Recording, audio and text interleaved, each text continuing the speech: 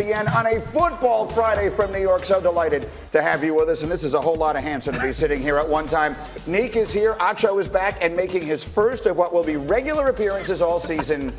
My quarterback is here. All right. Mark Sanchez has made his way to the studio. Welcome, Mark Sanchez. Thanks for having me. It is very good to have you. We got a ton to get to, and we start again with the bombshell last night. Jerry Jones. We start in Dallas every single morning, it seems, but this time we got significant news. Jerry Jones is making it clear the Cowboys will likely be without Ezekiel Elliott for their opener against the Giants in 9 days, and likely significantly beyond that as well. I'm operating as though right now he's going to miss regular season games. My entire expectation for what we're putting together as a team right now would anticipate with him holding out and not having made any training camp that he's going to miss preseason, that he's going to miss games. I just accept that.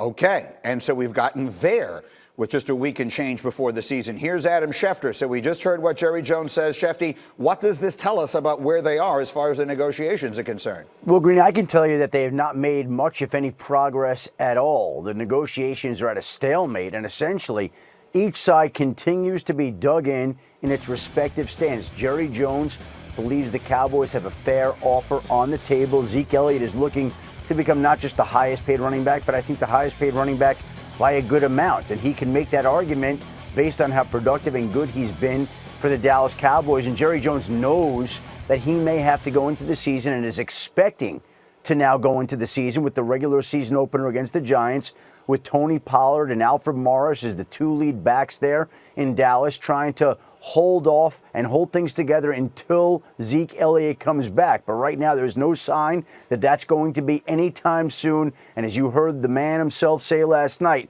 he believes and expects that Zeke Elliott will miss the opener and then some. Is there any reasonable chance, I need to come back to Shefty just quickly on this point, because we've constantly said through this process, they'll eventually get this thing worked out.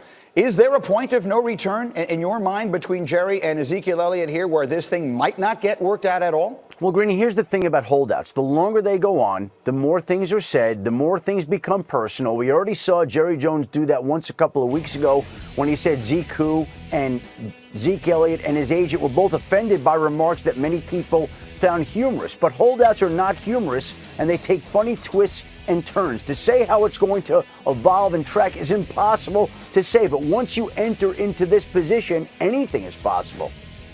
All right, Shefty, very well done. Stay with me there a minute. I'm coming back to you on some other stuff, but I want to take this to the table here for the first time this morning. Domonique, you hear all of this? What's your initial reaction? I mean, it's nothing. I know you said it was a big bombshell coming out, but Jerry Jones doesn't stop talking. Like, nothing he says means anything at this point. He contradicts himself from week to week. I hope they get the deal done. I actually picked them to win the NFC East, and I think they would be better off doing that with Ezekiel Elliott, and they've made him some real offers, but nothing Jerry Jones says means anything at this point. Yeah, I actually disagree. I think we saw the straw that may have broke the camel's back a couple weeks ago when Jerry made the Zeke comment. And when Zeke's agent quit back, Jerry started reminiscing, and he said, you know how much I've done for you, Zeke? And I think at that point, Jerry's done playing the games. You know when you're playing with your parents and it's all fun, everybody's laughing, everybody's kikiing, but then they tired of playing, Greeny? I think Jerry is done playing. Does he not get any credit in your mind for having stood behind Zeke through a lot of off-the-field nonsense? No, A, Jerry's not his dad. B, Zeke Elliott can ball. He's not just out of the altruism of his heart. He's standing behind Zeke because Zeke can play really well. If Zeke stops playing really well, Jerry will stop having his back. So let's stop pretending that Jerry Jones is some sort of saint Mother Teresa. No, he wants football players who can play. That's why he's fighting for Zeke Elliott, not because he cares about his well-being. He's got 2 more years on his deal. The only time, there's a handful of players in the NFL that you even think about negotiating contracts for with 2 years left on the deal. We're talking game changers like Aaron Donald, Julio Jones, throw a couple quarterbacks in there. Not that Zeke's not talented, but I do feel like Jerry went to bat for him. There's a lot of meat left on that bone for that contract for me. I want to make sure. If I'm a GM, are you too much putting meat. Zeke in that category? Because to me, he does seem like the difference between a Super Bowl team and maybe not even making the playoffs. One outlier contract among running backs, look him up, it's Todd Gurley. Other than that, you're getting good money. Zeke is that good. I'm glad I'm on this side of the table, the smart side of the table, because I disagree with everything you guys say. 2 years left. I see your point about him having 2 years left and they can franchise business. And you believe that means he has no leverage. I think he has tremendous leverage because at the end of this season, a lot of their good players, including Collins, they're going to be free agents. Why aren't those guys holding out? But listen, Dak and Amari holding out? The reason why Zeke has so much leverage is because this is their Super Bowl year. Zeke could sit out this whole season and still make money, and he's made $20 million up till now. The Cowboys, they think every year is their Super Bowl year. Good point. That's a good point. It's not as if they think like, oh, all of a sudden, those are fans. That's not Jerry Jones. That may be true, but the reality is this really is. Yes. Right? This is as close as it has felt for the Cowboys in a very long time. And without Ezekiel Elliott, there's literally no chance they get there. I'm on your side. He has no leverage from a classic bargaining standpoint. But the one piece of leverage that he has is if they should lose 2 division games to start this season, the Giants and then at Washington, bad luck. And they fall all the way behind the 8 ball in that now he's got leverage. All the leverage. That's what happened to Emmitt Smith once upon a time. The fact that you agree with them lets me further know that I'm correct. Domonique, he's one of those geniuses who will not be fully appreciated until well after his time. All right, we have much more on that as we go. Let me get to the next piece of business. That's this guy, Daniel Jones. Sanchez, you cannot ask for more in the preseason than this kid has given you. He was good last night. Listen, he's played very well. Every hurdle you put in front of him, he's jumped over it. Every hoop, he's jumped through it. But he's not the starter. He's behind a living legend. We will get to that in a minute. Let's just take a quick look at some of the tape here. That was Jones throwing one over the middle to Tate. Here's another one to Tate as he drops one in. You take a look at this, Dominic. He's going to take a hit. He's going to find his man standing in the pocket. This is phenomenal. He noticed the blitz and he reacted to it and found the single coverage and connected. Jones 4 for 4, 47 yards. What a preseason for the rookie. I thought it was important for him to go through the week, kind of like I'd let you guys know early in the week he was going to be the starter.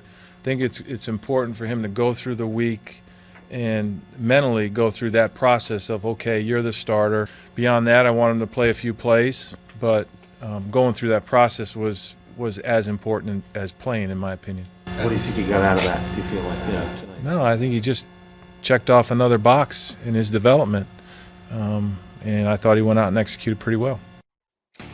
Well, that would be an understatement. Daniel Jones finishes the preseason 29 of 34 for 416 yards. That's over 12 yards an attempt. The only other quarterback in the last 10 years to throw at least 20 passes in the preseason and have an average that high was Matt Stafford back in 2015, for whatever that is worth. So I will come to you here, Mark, and it was my fault. I gave it to you a little early on that thought.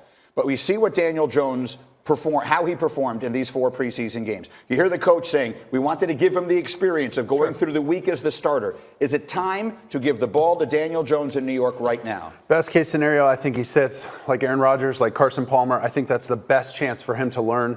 In a market like New York, I don't know if that's a reality. Well, look, you've lived this. You started your first game as a rookie. Sure. I mean, I watched every second. But I also wasn't behind a 2-time Super Bowl champ and MVP, right? I was competing for the job immediately. And I don't know if this is a quarterback competition. It might be in the media, but I don't think it is in that building. It should be, though. Like, I agree with you that he's a legend. He's Super Bowl MVP. That's fine. He has some really great defenses to help him win those Super Bowls. But let's be honest. Eli hasn't been great. He hasn't? Ever. Like, he's never been great. I don't know about ever. Are you kidding? Are you kidding? He's had 2 really good Super Bowl runs, and he deserves to go to Hall of Fame, and he deserves to be a legend. But let's not pretend that this team, that they have Peyton Manning. No, they have Eli Manning. His career QBR is 55. Do you know what league average is? 54. But here's my thing, Fox. He's an average quarterback who had some really phenomenal, great runs. You can't knock a dude who's got 2 Super Bowl MVPs. I'm not knocking him. I'm not knocking him. But you're asking us to treat him like he's Tom Brady. There's a right way to let him play out his career.